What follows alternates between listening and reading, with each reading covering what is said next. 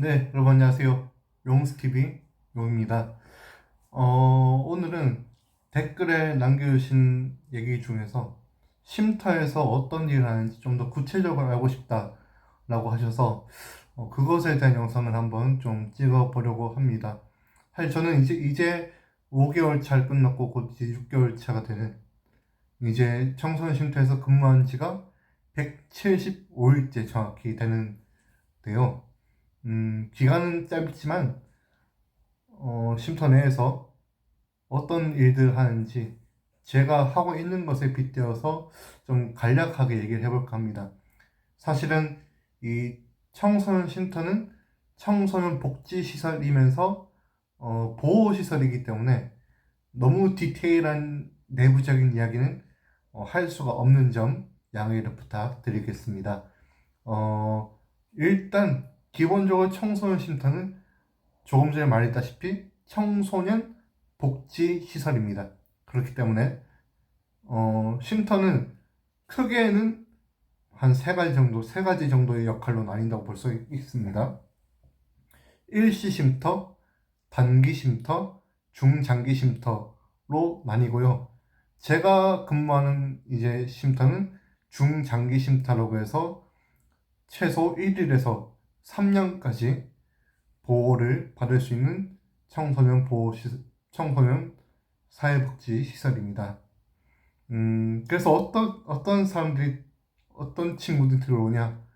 만 9세에서 24세까지의 청소년들이 입소가 가능하고요. 저희는 남자 중장기 쉼터이기 때문에 남자 청소년이 입소가 가능합니다.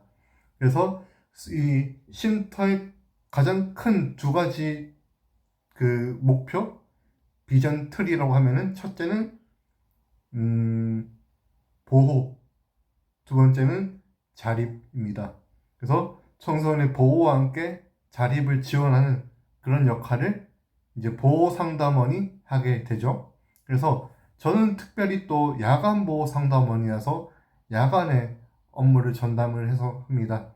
그래서 보호 상담원으로서 하는 업무를 좀 간략하게 요약을 하면 이 정도가 될 것 같아요. 첫 번째는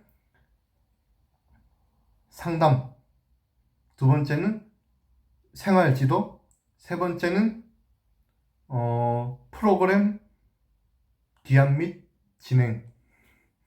이 정도 한 세 가지 정도가 가장 큰 틀이 되는 이 청소년 쉼터에서 그 보호 상담으로서 담당해야 할 업무가 아닌가 생각을 합니다. 특히 야간 보호 상담원의 경우에는 이 생활 지도에 좀 비중이 많이 맞춰 있다라고 보시면 되겠습니다. 아이들은 보통 저녁 시간에 쉼터에서 많은 시간을 보내고 생활을 하거든요. 그렇기 때문에 그렇기 때문에 야간에 사실 입소 청소년들과 부딪히는 부분도 상당히 많다. 그래서 보호 상담원이 말이나 행동들을 굉장히 조심해야 된다라는 얘기를 하고 싶습니다. 왜냐면 저희는 청소년 복지시설이기 때문에 청소년 인권이 우선시 됩니다. 그래서 이 아이들에게 절대로 인권을 침해하는 말이나 행동들은 삼가해야 된다라는 말씀을 드립니다. 그리고 저희 이제 중장기 쉼터 같은 경우는 가출 청소년들이 오지만 대부분의 그 청소년들이 가정 내에서 학대, 폭력, 방임 등을 경험한 친구들이 오기 때문에 많이 위축되어 있고 또 개인적인 영향을 가집니다. 그래서 그 아이들에게 단순히 어떤 규칙을 지켜라고 지시적인 명령을 하는 것이 아니라 그들을 먼저 이해하고 품을 수 있는, 또 보호할 수 있는 것이 먼저가 되어야 한다고 생각을 합니다. 그래서 혹시나 보호 상담원이 어떤 열정을 가지고 어떤 규칙들을 자립을 위해서 지켜야 해 라고 하면서 딱 내던진 말들이 자칫 잘못하면은 그 친구들에게는 2차 가해로 이어지는 경우이기 때문에 굉장히 조심을 해야 되는 그런 부분들이 있습니다. 그리고 또 프로그램 진행 같은 경우는요, 뭐 여가, 문화, 뭐 교류, 체험 이런 식으로 다양한 그 분야들이 정해져 있습니다. 그 분야의 프로그램들을 각자 선생님들께서 맡아가지고 기한을 해서 프로그램 계획서를 작성하고 그 계획서에 따라서 프로그램을 진행한 다음에 만족도 조사를 한 다음에 결과 보고서까지 이제 작성을 해서 최종적으로 프로그램에 대한 그 보고가 끝나게 되죠. 프로그램 계획서는 어떻게 보면 프로포절의 약식으로 보시면 되는데 대학 때 프로포절 배워보셨을 겁니다. 또 실습 때도 프로포절을 하는데 프로포절에 대한 기술은 쉼터에서 근무를 하면서 좀 필요하다는 말씀 드리고 싶습니다. 그리고 상담 같은 경우는 일상적인 생활적인 부분들 또 진로나 진학 또 취업 이런 부분들 또 자립을 위한 어떤 자립 기술에 대한 상담도 이어질 수가 있습니다.